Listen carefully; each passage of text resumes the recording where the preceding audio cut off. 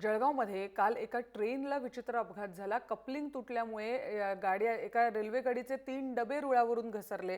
जळगाव जिल्ह्यातल्या जामनेर ते पाचोरा दरम्यान धावणाऱ्या 6 डब्यांच्या पीजी रेल्वेला हा अपघात झालाय। गोगडी नदीच्या पुलावरून जात असताना हा अपघात झाला।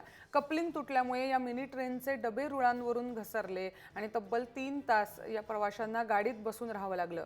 अग्निशमन दलाच्या मदतीने 250 प्रवाशांना सुखरूप बाहेर काढण्यात आलं। पाहूर गावाजवळ गोगडी नदीवर 50 फूट उंच पुलावर ही घटना घडली। इंग्रजांच्या काळात हा पूल बांधण्यात आलाय।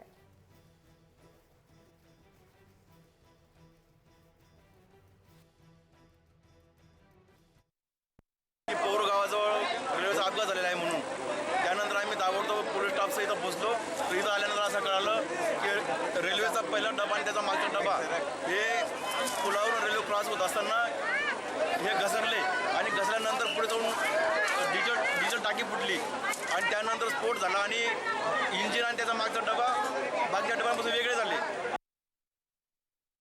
5:45च्या सुमारामध्ये जामनेरहून पाचोऱ्याकडे जाणाऱ्या पीजी गाडीला गोगडीजवळील गोगडी नाल्यावरच्या पुलावरती काही कॉन्ट्रॅक्टरामार्फत काम चालू असताना लोखंडी पोल डिझेल टाकीला लागल्यामुळे लोखंडी पोल जो कॉन्ट्रॅक्टरामार्फत त्या ठिकाणी पुलाचे काम सुरू होते आणि तो पोल रेल्वे पटरीच्या एकदम जवळ असल्यामुळे त्या ठिकाणी तो डिझेल टाकीला लागला आणि त्या डिझेल टाकीला लागल्यामुळे त्या ठिकाणी रेल्वेचं बॅलन्स थोडं हल्ला झाला आणि मोठा आवाज झाला।